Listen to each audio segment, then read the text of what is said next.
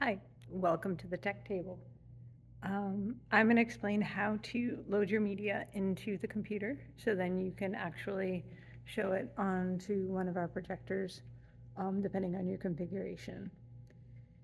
One configuration that we have here is the center projector, which is basically right here, and there we go, and it will show onto the site probably enough to fill the center part of the cyc, but it won't show all across. We'll also review how to make the image go all the way across by using these two projectors on the stage left, and stage right. So the first step to that process is we have to unveil the machine. So go ahead and uncover the computer and the tech table in general. Now that the tech table is uncovered, feel free to take the, wow, and don't drop anything. Feel free to rotate the computer so you're like this. Walk in back of the machine and go ahead and switch on this power strip. Then walk to the side and turn on the power button.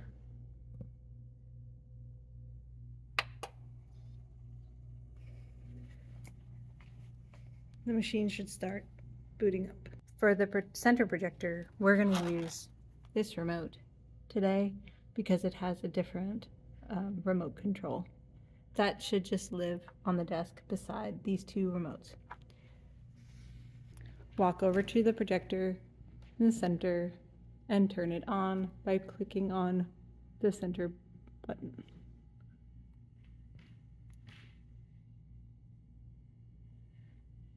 Due to the current configuration, there's another projector here, which also turned on because they're made by the same manufacturer. So we're gonna have to turn the black one off at the moment. Once that is done, come over to the computer, and the password is located on the keyboard down here.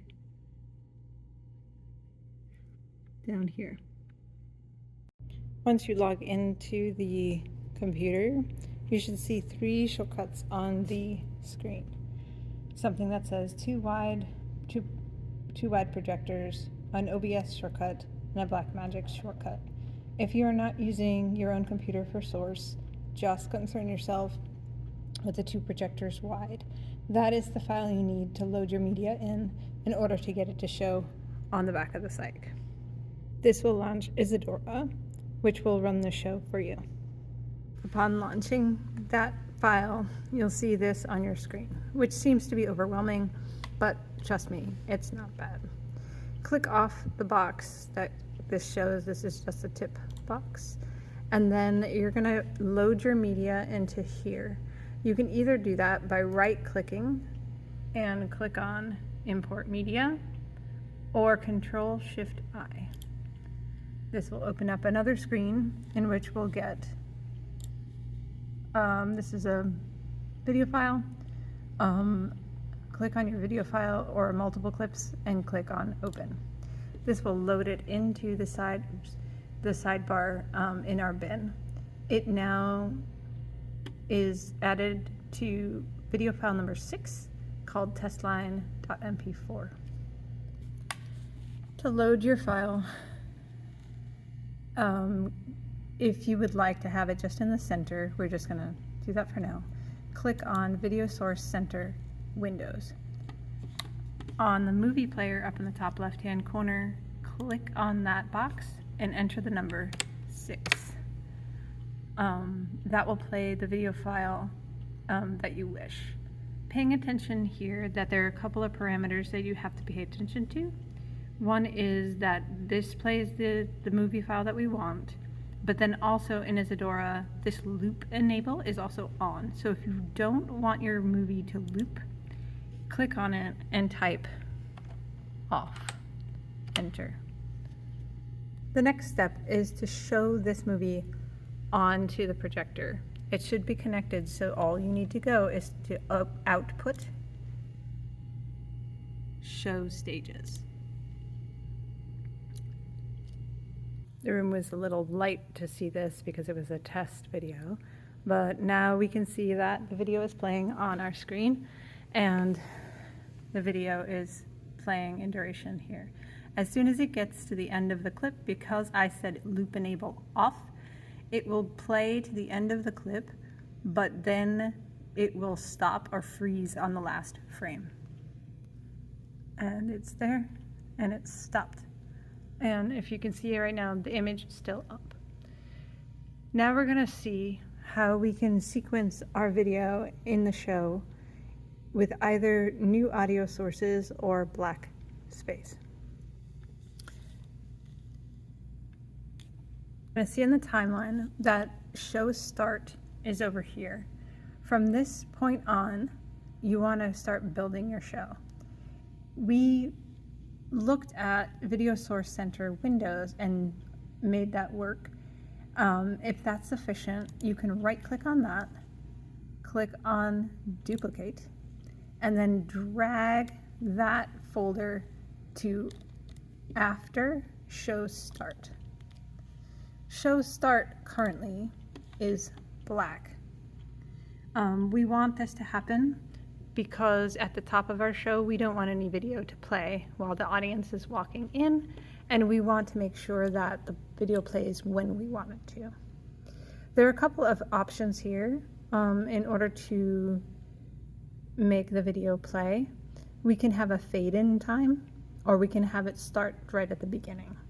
To adjust a fade in time, you go over down here where it says 0 seconds and type the amount of seconds you want the fade in to be. So in this case, we can test it with like 5.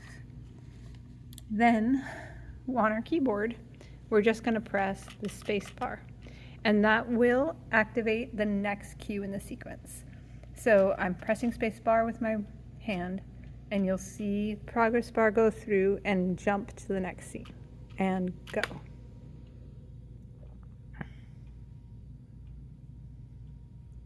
All right, let's go back and I'll show you that, how it looks on the psych. And go.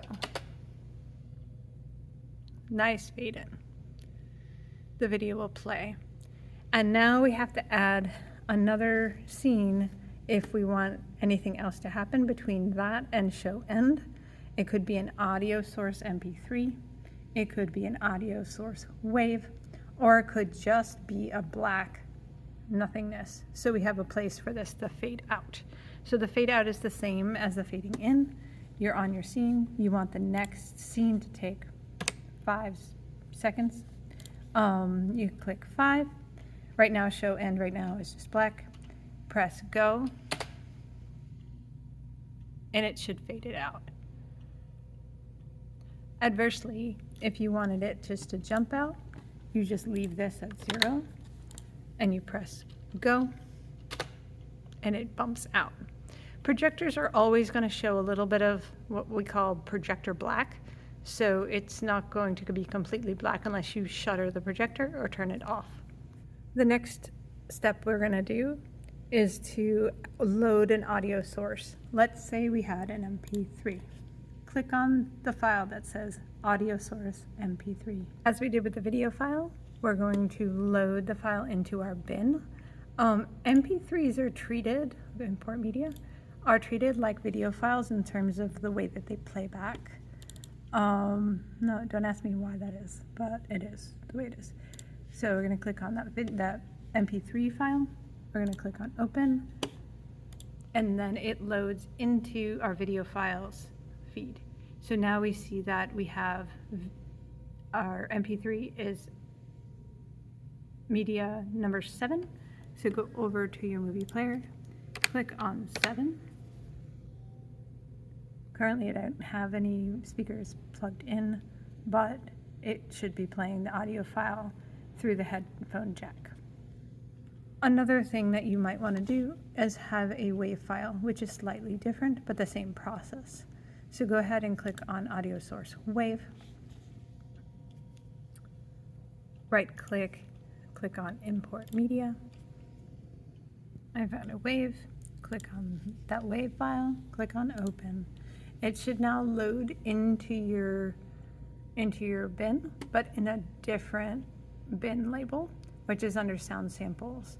So sequentially, video files go 1 to whatever, even if you have different bins, and different media types start sequentially with different starting points. So sound sample 1, go to sound player. This is what plays wave files. Click on sound, click on 1.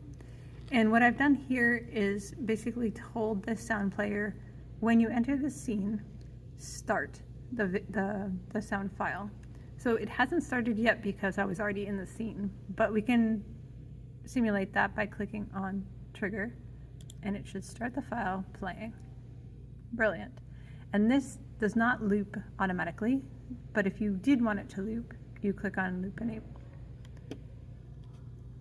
So now we can sequence all of our media files the way we want it to. So again, if you want the source wave, right click, click on duplicate, drag it to where you want in the sequence, and click on show start.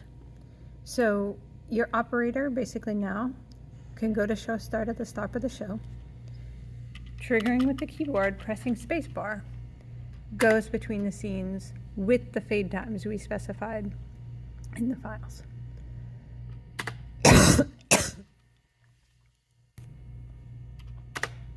And show end. I hope this has been informative for you. Let me know if you have any questions via email or text me within my working hours. Thank you. The one thing that I forgot to say is that you have to make sure you shut down all equipment at the end of your night. So taking the same remote as you did before, because believe me, you might forget that that's on because it's just casting black. Taking your remote here and clicking on the off button up here and pointing it at the projector until the screen shows this, and then click on the same button again to confirm that it is turning off.